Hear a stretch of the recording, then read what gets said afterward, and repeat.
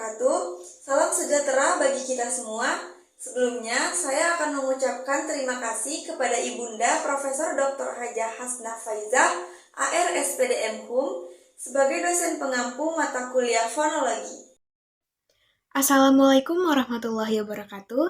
Selamat pagi Prof, selamat pagi teman-teman semuanya. Perkenalkan, nama saya Rahmadan Oktavianti dengan NIM 250511026111. Saya berasal dari kelompok 5 sebagai penyaji materi 1. Pada kesempatan kali ini, saya akan menyampaikan materi macam-macam klasifikasi jenis bunyi bahasa.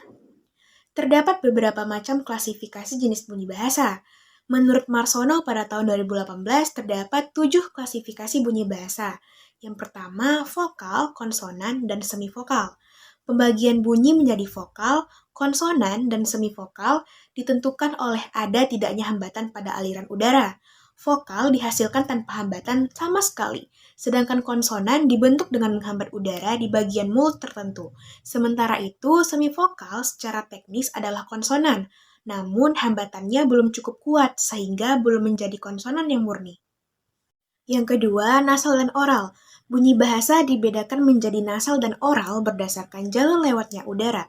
Bunyi disebut nasal atau sengau jika udara keluar melalui hidung karena posisi langit-langit lunak sedang turun.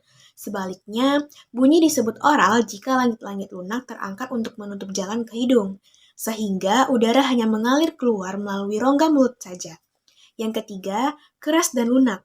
Bunyi bahasa dibedakan menjadi keras dan lunak berdasarkan kuat atau lemahnya embusan napas.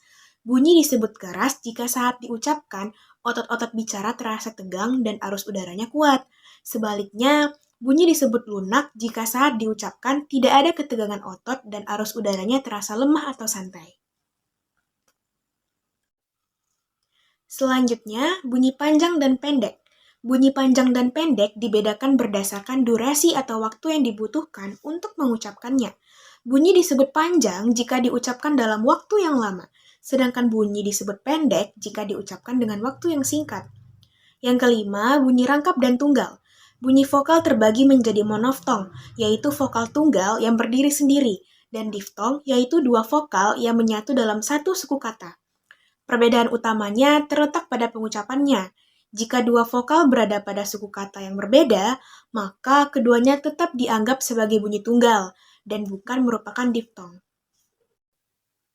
Yang keenam, bunyi nyaring dan tidak nyaring. Bunyi nyaring dan tidak nyaring ditentukan oleh tingkat kejelasannya, yang sangat bergantung pada luas ruang udara di mulut serta tenggorokan. Ketika ruang udara terbuka lebar, bunyi akan terdengar nyaring, sedangkan ruang yang menyempit akan menghasilkan bunyi yang tidak nyaring. Dan yang terakhir, bunyi dengan arus udara ergasif dan bunyi dengan arus ingresif.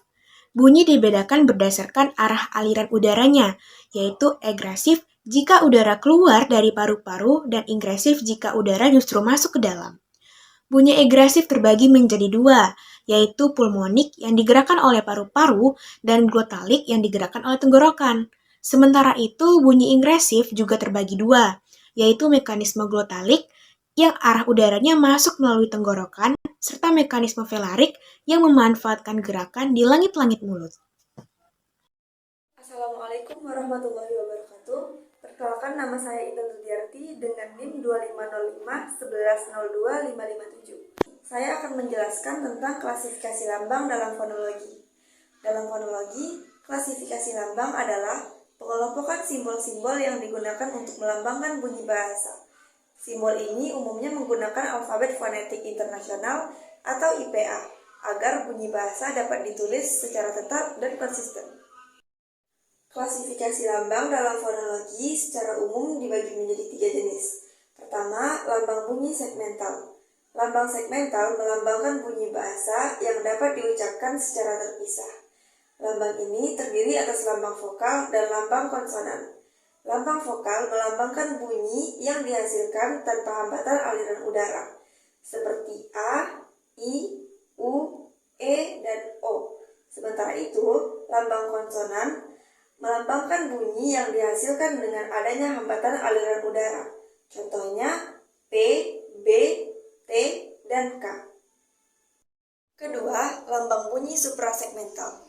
Lambang ini tidak berdiri sendiri, tetapi menyertai bunyi segmental. Lambang suprasegmental meliputi tekanan, intonasi, jeda, dan nada, yang berfungsi untuk memberikan makna tambahan dalam tuturan.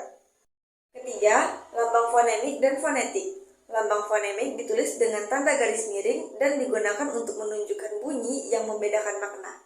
Sementara itu, lambang fonetik ditulis dengan tanda kurung siku dan digunakan untuk menunjukkan realisasi bunyi secara lebih rinci. Klasifikasi lambang dalam fonologi membantu kita memahami dan menganalisis bunyi secara lebih sistematis dan akurat.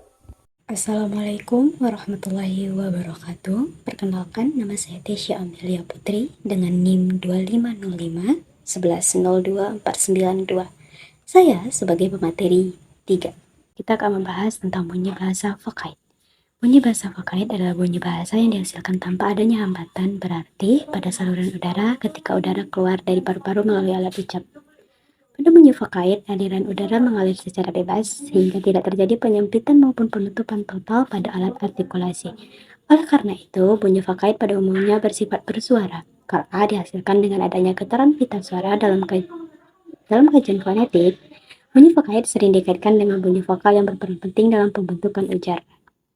Ciri utama bunyi bahasa Fokait terletak pada aliran udara yang tidak terhambat, pita suara yang bergetar, serta kemampuannya untuk menjadi inti suku kata. Kualitasnya, bunyi Fokait ditentukan oleh posisi lidah, baik tinggi rendah maupun maju mundur, serta bentuk bibir yang dapat membulat atau tidak membulat. Ciri inilah yang menyebabkan bunyi Fokait terdengar jelas, stabil, dan mudah dikenali. Dalam sistem bunyi bahasa Indonesia, pembentukan bunyi Fokait melibatkan beberapa alat ucap utama, yaitu pita suara, lidah, dan bibir. Pita suara berfungsi menghasilkan bunyi bersuara melalui getaran ketika udara melewati glotis. Lidah berperan sebagai artikulator aktif yang menentukan jenis bunyi Fokait berdasarkan posisinya di dalam rongga mulut. Sementara itu, bibir berfungsi membentuk resonansi bunyi, terutama pada bunyi Fokait tertentu seperti U dan O. Berdasarkan aspek artikulatoris, bunyi Fokait dapat diklasifikasikan menurut posisi lidah, tinggi rendah lidah, dan bentuk bibir. Dalam bahasa Indonesia terdapat 5 bunyi Fokait utama, yaitu A, I, U, E, dan O. Bunyi-bunyi tersebut berfungsi sebagai pembentuk kata dan inti suku kata, serta berperan penting dalam membedakan makna kata dalam bahasa Indonesia. Perlu dibedakan antara istilah Fokait dan vokal. Fokait merupakan istilah fonetik yang merujuk pada bunyi ujaran secara konkret atau cara bunyi itu diucapkan. Sementara itu, vokal merupakan istilah fonologis yang berkaitan dengan fungsi bunyi dalam sistem bahasa. Dengan demikian, bunyi Fokait memiliki peranan sentral dalam sistem bunyi bahasa, karena menjadi dasar pembentukan kata dan makna. Itulah pemaparan materi dari kelompok kami. Sekian, terima kasih.